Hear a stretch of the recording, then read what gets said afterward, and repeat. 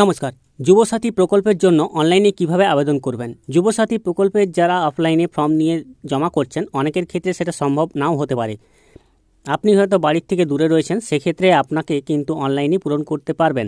কিভাবে পারবেন এবং তো ভিডিওটি পুরোপুরি দেখবেন। আর অবশ্যই এরকম ভিডিও পাওয়ার জন্য বেঙ্গল সার্চ ইউটিউব চ্যানেলকে সাবস্ক্রাইব করে পাশে রাখা বেল নোটিফিকেশনটি অলে প্রেস করে দেবেন। ফেসবুক থেকে দেখলে পেজটিকে অবশ্যই ফলো দিয়ে রাখবেন। বাংলার যুবসাথী প্রকল্পের জন্য আপনাদের অনলাইন অফলাইন দুটো মোডেই আবেদনপত্র নেওয়া হচ্ছে। অনেকেই অফলাইনে জমা করছেন, আবার অনেকেই আছেন যারা অনলাইনে জমা করতে চাইছেন। তো অনলাইনে জমা করার জন্য আপনাদেরকে অফিসিয়াল পোর্টালে আসতে হবে। এর লিঙ্কটি ডেসক্রিপশন বক্সে দেওয়া থাকবে, সেখান থেকে ক্লিক করে আপনারা এখানে চলে আসবেন। আপনার সামনে দেখবেন স্বনির্ভর বাংলা, এখানে রেজিস্ট্রেশন ক্যাম্প রয়েছে এবং বাংলার যুবসাথী পাশে রয়েছে বাংলার Yuvasathi click to apply option. এই অপশানে ক্লিক করে নেবেন। এরপর আপনাকে যে সমস্ত ডকুমেন্টস আপলোড করতে হবে তা হলো মাধ্যমিক বা সমতুল্য মানের অ্যাডমিট কার্ড আপনাকে আপনাকে আপলোড করতে হবে। শুধুমাত্র পিডিএফে আপনাকে করতে হবে 2 MBর মধ্যে। পরে রয়েছে 2 নম্বর মাধ্যমিক বা সমতুল পরীক্ষার মার্কশিট বা সার্টিফিকেট লাগবে এডুকেশনাল কোয়ালিফিকেশান হিসেবে। এটাও পিডিএফে দিয়ে দিতে হবে, আপলোড করতে হবে 2 MBর মধ্যে।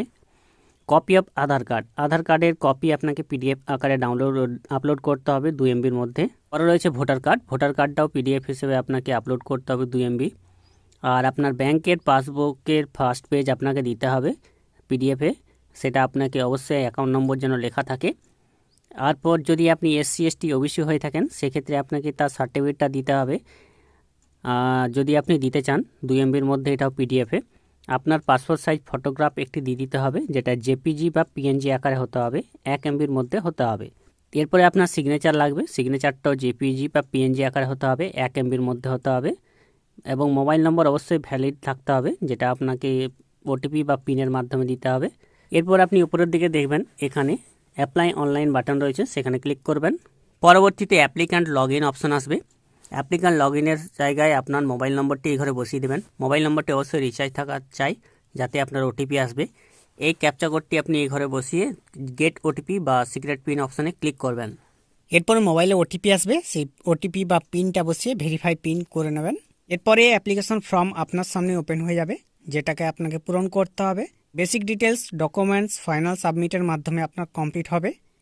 মোবাইল নম্বর দেওয়া রয়েছে, আপনার প্রথমে দিয়েছেন আধার নম্বরটি আপনাকে এই ঘরে বসিয়ে দিতে হবে। যিনি আবেদন করছেন তার ফার্স্ট নেম, তার মিডিল নেম, তার লাস্ট নেম সমস্তটাই ইংরেজিতে বসিয়ে দিতে হবে। অবশ্যই আপনার যে মাধ্যমিকের সার্টিফিকেট রয়েছে তা দেখে আপনি বসাবেন নামগুলো।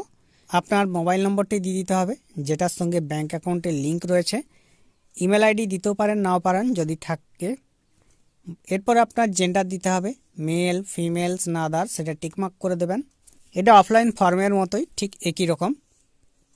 এরপর আপনার date of birth, day, month, year হিসেবে আপনাকে বসিয়ে দিতে হবে। আপনার বয়স 21 থেকে কত বছর হচ্ছে সেটা অটোমেটিক এখানে হয়ে বসে যাবে। আপনার ফাদার্স নেম কি রয়েছে, বাবার নাম কি রয়েছে সেটা বসিয়ে দেবেন। এরপরে যদি হাজব্যান্ড নেম থেকে থাকে সেটাও দিয়ে দিতে পারেন। মাদার্স নেম এখানে বসিয়ে দেবেন, মায়ের নাম। স্পাউস নেম, যদি বিবাহিত হয়ে থাকেন সেক্ষেত্রে স্পাউস নেম, স্বামী বা স্ত্রীর নাম। ক্যাটাগরি কি রয়েছে আপনার, জেনারেল, SC না ST OBC, টিকমার্ক করে দেবেন তার উপরে। নিচে আপনার বিবাহ স্থিতি কি রয়েছে, আপনি অবিবাহিত হলে আনম্যারিডে টিকমার্ক করবেন, উইডো বা ম্যারিড হলে এখানে ক্লিক করবেন, সেপারেটেড হলে এখানে ক্লিক করবেন। পরবর্তীতে আপনার কন্ট্যাক্ট ডিটেলস দিয়ে দিতে হবে, আপনার হাউস নম্বর, বাড়ির নম্বর যদি জানা থাকে, আপনার ভিলেজ, টাউন বা সিটির নাম বসিয়ে দেবেন, পোস্ট অফিসের নাম বসিয়ে দেবেন। ডিস্ট্রিক্টের নামটি এখান থেকে আপনাকে নিয়ে আসতে হবে। ডিস্ট্রিক্ট হয়ে গেলে এরপর ব্লক, মিউনিসিপ্যালিটি এগুলো সিলেক্ট করতে হবে। ব্লকের নাম নিয়ে আসতে হবে, গ্রাম পঞ্চায়েতের নাম নিয়ে আসতে হবে, পুলিশ স্টেশনের নাম এখান থেকে নিয়ে আসতে হবে। এরপর পিনকোড আপনার এখান থেকে বসিয়ে দিতে হবে। মাধ্যমিক বা সমতুল্য পরীক্ষার যে বোর্ডটা রয়েছে, বোর্ডের নামটি এখান থেকে আপনাকে নিয়ে আসতে হবে। কোন বোর্ড রয়েছে, WBSSC, CBSC, ICSC, WBBME বা আদার্স। এরপরে রোলটা আপনার বসিয়ে দিতে হবে। অ্যাডমিট কার্ড দেখে রোলটা বসিয়ে দেবেন, নম্বরটি এখানে বসিয়ে দেবেন। কোন বছর পাস করেছেন বা পড়েছেন সেটা আপনাকে দিয়ে দিতে হবে। আপনার সর্বোচ্চ শিক্ষাগত যোগ্যতা কি রয়েছে, মাধ্যমিক বা সমতুল্য, সেটা আপনাকে বসাতে হবে। প্রেজেন্ট অকুপেশন, আপনি এখন কি কাজ করেন সেটা আপনি বসিয়ে দেবেন। পরবর্তীতে আপনার ব্যাংক ডিটেলস, আপনার ব্যাংকে কী নাম রয়েছে, স্টেট ব্যাংক বা পাঞ্জাব ব্যাংক, যে কোনো ব্যাংক হোক, পুরো নামটা লিখে দেবেন। ব্যাংকটি কোথায় অবস্থিত, জায়গাটির নাম বসিয়ে দেবেন। এরপর ব্যাংকের অ্যাকাউন্টের নম্বরটি আপনাকে এখানে বসিয়ে দিতে হবে। IFSC কোডটা আপনাকে এখানে বসিয়ে দিতে হবে। এরপরে আপনি গভর্নমেন্টের পক্ষ থেকে, সরকারের পক্ষ থেকে কোনো কিছু উপভোক্তা কিনা সেটা আপনাকে দিতে হবে। কোনো কিছুর উপভোক্তা কিনা সেটা আপনাকে অবশ্যই, এখানে যদি কোনো বেনিফিট পেয়েছেন তাহলে আপনাকে ইয়েস করতে হবে, নতুবা নো করে সেভ বেসিক ডিটেলস অপশানে ক্লিক করে দেবেন। ডিক্লারেশন রয়েছে আপনার, ডিক্লারেশনের সামনে টিকমার্ক করবেন। টিকমার্ক করার পর ফাইনাল সাবমিট করে দেবেন আপনি। তো ডকুমেন্টসগুলো আপনাকে আপলোড করতে হবে।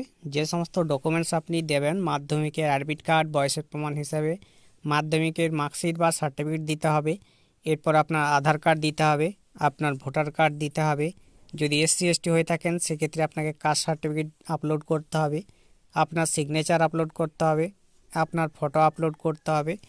এই সবের মধ্য দিয়ে আপনি অ্যাপ্লিকেশন ফর্মটা পূরণ করবেন। আমি আপনাদের দেখানোর জন্য এই ফর্মটা দেখালাম অনলাইনে কিভাবে আবেদন চলছে।